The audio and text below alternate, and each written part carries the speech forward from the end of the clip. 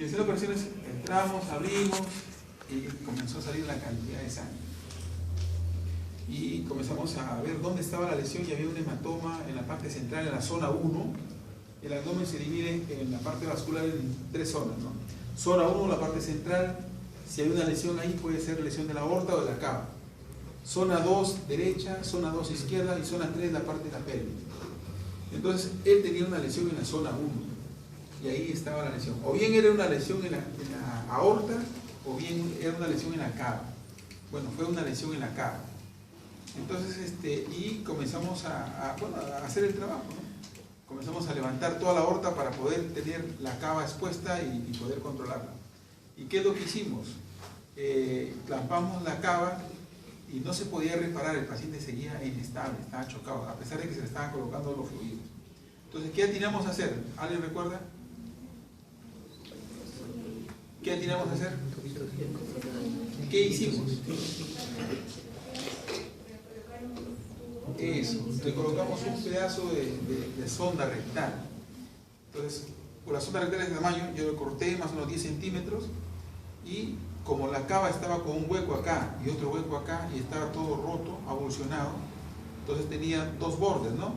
Un borde distal y un borde proximal. Entonces uno clampó el borde distal, el borde proximal, y por ahí colocamos un tubo, amarramos acá y otra vez la sangre comenzó a circular. Y ahorita el paciente está vivo, ya despertó, y ahorita está esperando solamente colocar la prótesis que le vamos a reemplazar. O sea, vamos a hacer una cirugía para colocar una prótesis. ¿Saben lo que es una prótesis o no? ¿Sí? Es un dispositivo que va a reemplazar eso. O sea, vamos a sacar el tubo y va a quedar nuevamente todo el hueco. Entonces se va a tener que cortar ese pedazo que no sirve de cava y luego se va a colocar ahí una prótesis, ¿no? Se sutura acá y eso es ya. ¿Se dan cuenta? Un paciente que estuvo casi muerto se salvó por una cuestión de no solamente de la cirugía, sino la resucitación. Si uno no resucita adecuadamente a un paciente, pues se muere, ¿no? Eso es lo que pasó una semana antes. Una semana antes, una señora que estuvo en el Melinda trabajando, le disparan y le provocan una lesión de la ilíaca. La ilíaca primitiva o ilíaca común, izquierda, pues, ¿no? O derecha creo que fue. La ilíaca derecha, esa cirugía entró él. Una lesión de la ilíaca derecha y de la arteria ilíaca y de la vena ilíaca. Pero ahí cometieron un error los colegas, ¿no? Demoraron 2 horas y media para ingresar a hacer la operación. 2 horas y media. Entonces, una lesión vascular no aguanta. O sea, ese paciente prácticamente llegó a hacer operaciones casi muerta. Murió prácticamente. Entonces, la atención a un paciente con trauma te enseña a que tú debes hacer las cosas rápidas. Ahí no tienes que tener temor en hacer las cosas que has aprendido, que es la aplicación del ABC. El ATLS es un libro que lo edita el Colegio Americano de Cirujanos y que actualmente estamos en la 9ª edición. Y la 9ª edición, miren, ya va a ser un año que se ha publicado la 9ª edición. Sin embargo, a veces se siguen enseñando todavía principios o reglas que están en la 7ª edición o en la 8ª edición. Y ha cambiado mucho. Ahora estamos en la 9ª edición. Y es más, como ya pasó un año, ha salido nuevas cosas para resucitación a este tipo de pacientes. Un paciente con trauma se puede salvar, pero depende de lo que hagas para evitar que el paciente se hunda más y se muera, ¿no? ¿Qué te enseña el ATLS? El ATLS te enseña 2 cosas. Te dice, cuando tú atiendes a un paciente con trauma, tú debes hacer una revisión primaria y debes hacer una revisión secundaria. La revisión primaria tiene un objetivo. El objetivo de la revisión primaria, ¿cuál es? Es salvar la vida de un paciente. No es hacer diagnósticos, es salvar la vida. Y cuando ustedes pasan el A, el B, C, D, hasta que llegan al E, significa que el paciente ya está estable o sigue inestable. Si ya está estable, pasan a la revisión secundaria. Pero si el paciente sigue inestable, otra vez vuelven nuevamente al A, B, C, y así siguen hasta que el paciente esté estable. muchas veces no logran y el paciente tiene que entrar a sala de operaciones, y ahí en sala de operaciones se continúa en la revisión primaria. A veces uno tiene que entrar a sala de operaciones porque si tú no clampas el vaso que está sangrando, entonces el paciente se va a morir, ¿no? O sea, no vas a poder resucitarlo adecuadamente. Entonces, muchas veces la revisión primaria o bien se hace en la emergencia, o se hace en el ambiente de resucitación, o se hace en sala de operaciones. En cualquiera de estos lugares se hace la resucitación, o llamada también la reanimación. Pero no confundir con reanimación cardiopulmonar, que es otro tema, otra cosa. Yo estoy hablando de resucitación a un paciente con trauma. Un paciente con trauma es un paciente vivo, que sus funciones vitales están venidas a menos, pero él está vivo. Y lo que tenemos que hacer es tratar de restaurar sus funciones y llevarlas a un estado que te permita que él tolere un acto quirúrgico en el caso que lo requiera. ¿De acuerdo? En la revisión primaria, entonces seguimos el ABC. ¿Por qué el ABC? Porque primero tenemos que verificar la vía aérea, y es lo primero que mata al paciente. Por eso está en primer lugar.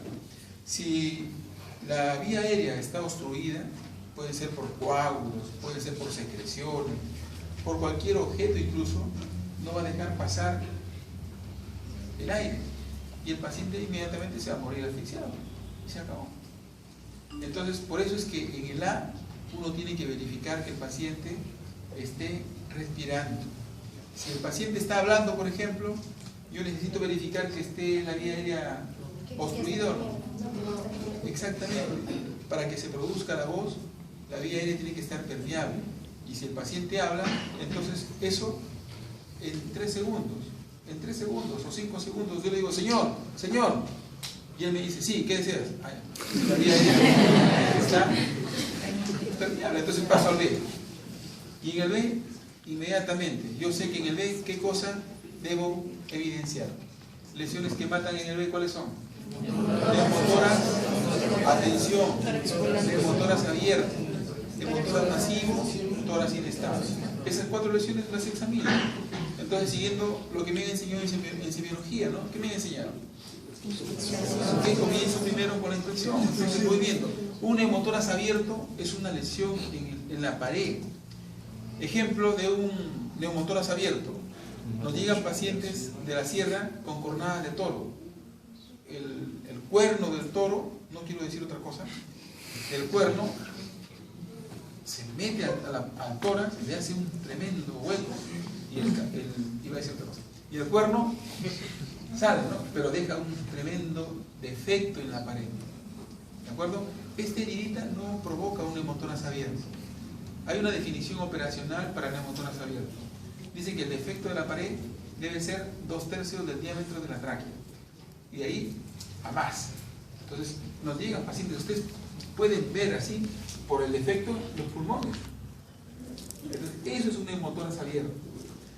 Entonces, la inspección me permite ver eso. Entonces yo digo, descartado neumotoras abierto, no hay neumotoras abierto. Muy bien, entonces estoy palpando, estoy presionando, no hay crepitación.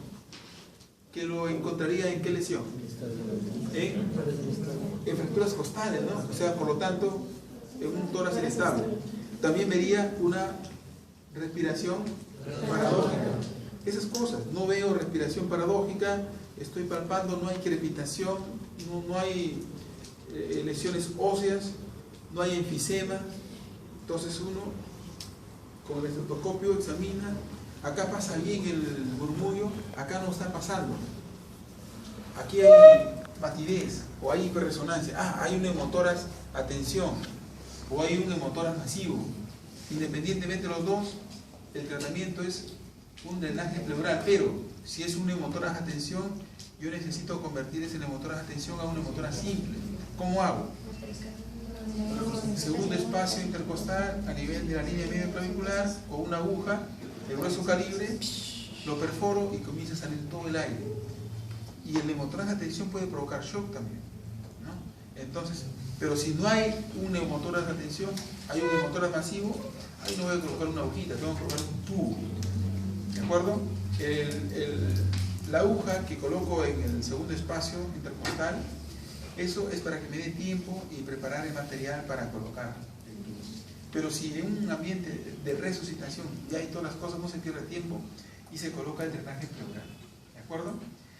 Y luego en el C ya tocaron el pulso, ¿no? Está taquicárdico, si está chocado, tocaron la presión, está hipotenso, está pálido, diaforético.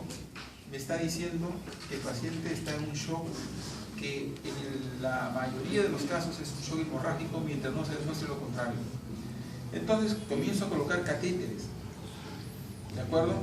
Si está en un shock grado 3, grado 4, 2 catéteres. Por un catéter comienzo a colocar el bibolo de cloruro, por el otro comienzo a colocar el poligelina, o sea, cristaloides, coloides. Voy preparando mi solución hipertónica, que con pequeños volúmenes de 100, 200, puedo expandir el intravascular y comenzar a mejorar. Y si estoy sospechando en que tiene una hemorragia interna, ¿de acuerdo? Y necesita ser controlada la fuente de la hemorragia, entonces yo no debo levantar demasiado la presión, sino mantenerlo entre 80 a 90, y con esa presión yo entro a hacer operaciones. ¿En qué tiempo? En menos de 1 hora. Porque si yo hago toda esta resucitación y entro después de 3 horas, ¿de qué me sirvió resucitarlo? Se muere. ¿De acuerdo? Entonces, ahora, un detalle. El ATLS te enseña los pasos y te dice, mira, haz el A, haz el B, haz el C. Lo cual no quiere decir de que yo estoy haciendo el A y ellos van a estar mirando. No, el A, el B y el C es simultáneo. Por cuestiones académicas, educativas, uno te dice, mira, primero es el A, después es el B, después es el C. Pero ya en la vida real, el equipo que atiende a un paciente con trauma sabe lo que tiene que hacer. Yo estoy haciendo mi A. Ellos están haciendo el B simultáneamente y ellos hacen lo que tienen que hacer acá. Él hace el C y él toma su presión, su pulso, va colocando los catéteres, pruebas, muestras para laboratorio, absolutamente todo lo que está en el C. Entonces, cuando ya estamos sincronizados, comenzamos a ver la respuesta. La saturación estaba en 70. Después que yo he manejado la vía aérea, el paciente ya está en 99, 98. ¿No? Y yo estoy ventilando. Y ellos han encontrado que aquí hay un problema y lo han identificado. Han dicho, acá hay un hemotórax o hay un hemotórax. Entonces están colocando su drenaje. Y él está levantando la presión, mejorando la hemodinámica, y luego que ya hemos logrado todo eso, pasamos al D, que ya es o la pupila nada más porque el paciente ya no puede hablar, ¿no? Y después entramos al E, que es la exposición. Ahí recién lo desvestimos completamente y ahí comenzamos a colocar una sonda orogástrica, una sonda Foley, y pasamos ya a la revisión secundaria. ¿Sí? Obviamente, si el paciente está en un muy mal estado, no voy a perder tiempo pues llevándolo a tomografía, a radiografía o una ecografía para hacer otros diagnósticos. Si el paciente está muriendo, entonces tengo que meterlo a hacer operaciones inmediatamente, como hicimos con el paciente de la lesión de la cava, ¿no? Que gracias a Dios está vivo y tiene, ahora sí parece que va a ser un paciente que estuvo prácticamente así al borde de la muerte, se logra revertir un estado de esa manera porque uno hace pues un trabajo, ¿no? ¿Alguna pregunta? Me gustaría que pregunten. Pregunten. El que pregunta, voy a ponerle 5 puntos adicionales. Lo saco y ya está. Una señora que estuvo caminando y un estudiante de medicina arrojó una cáscara de plátano y la señora se resbaló y se fue a caer contra esas rejas que hay que están los cercos, ¿no? Que tienen unos cocos, ¿sí? Entonces la señora se cae y se mete así, se metió y salió por acá. Entonces por eso no arrojen cáscara. Llegó la paciente a la emergencia. ¿Y qué hicieron los bomberos? Tuvieron que cortar el fierro y la señora llegó con un fierro así, cortado. ¿Les imaginan lo que sufrimos para sacarlo? O un paciente que hace algunos años un señor, no sé si les he contado tú también, que más o menos 68 años, 70 años, estuvo ebrio y pensaba que era el hombre araña y se subió él vivía en el segundo piso, se había olvidado sus llaves y se mete tratando de entrar por la ventana, pierde el equilibrio y se cae sobre unas varillas metálicas y una varilla entra por la clavícula del lado izquierdo, lo atraviesa y sale por el ombligo, ¿no? Y perforó pues el pulmón, el pericardio, el diafragma, el estómago y salió por el ombligo. ¿Se imaginan para sacarlo? Ahí no se saca así como lo sacaba acá, ahí es diferente. Pero aquí solamente es tejido blando, entonces uno tiene que dimensionar. Si es una cosa que solamente es tejido blando, uno lo puede retirar. Pero si son estructuras que yo sé que están comprometiendo de repente vasos sanguíneos o muy pegados a los vasos, entonces ahí mejor me llamo. No, ya ustedes hacen otra cosa. ¿Ya? Entonces, sí.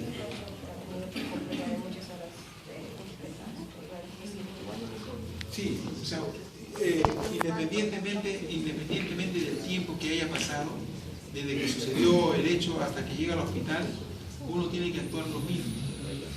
Ahora, la tendencia en el mundo es comenzar a invadir al paciente desde el lugar donde sucede el hecho. Y ahora, por ejemplo, los prehospitalarios están haciendo eso, ¿no? Están trabajando, por ejemplo, intubación en el sitio. Yo vi un video que me pasaron cuando estaba entrenándome en atención a trauma, donde el equipo prehospitalario estaba intubando a un paciente que estaba atrapado en un carro. O sea, los bomberos estaban tratando de hacer la extricación y los médicos del equipo del prehospitalario estaba intubando, y hay maniobras para intubar al paciente así esté como esté. En una práctica de vía aérea, yo les enseñé a mi grupo a intubar en el suelo, ¿se acuerdan? Sí, les enseñé a intubar estando ellos de costado, ¿no? Boca abajo, otros sentados. De costadito. Colocado de costado, ya esa técnica no sé dónde me enseñaron. Pero hay diferentes técnicas y maniobras que uno puede aprender para resucitar a un paciente. Obviamente cuando te llega a un hospital te lo colocan en la camilla, así como estoy yo, y ahí sí es sencillo manejar las cosas, ¿no? Pero cuando te llevan a un prehospitalario, tú no vas a pedir una camilla para resucitarlo. A mí me enseñó con camilla, así no. El paciente está tirado ahí y necesita tu atención. Entonces ahí recuerdan ustedes, ¿no? El doctor Cabello me enseñó que me podía acostar y se tiran a ver sus cosas que tienen que hacer, ¿no? Entonces hay que aprender ese tipo de cosas. Ahora obviamente son cosas generales que les estoy dando, pero ya cuando ustedes hagan su internado, su residencia, ustedes van a tener que ir aprendiendo otras cosas más, ¿no? Esa es la idea. Muy bien, entonces se van a separar en grupos, en 3 grupos, y van a entrar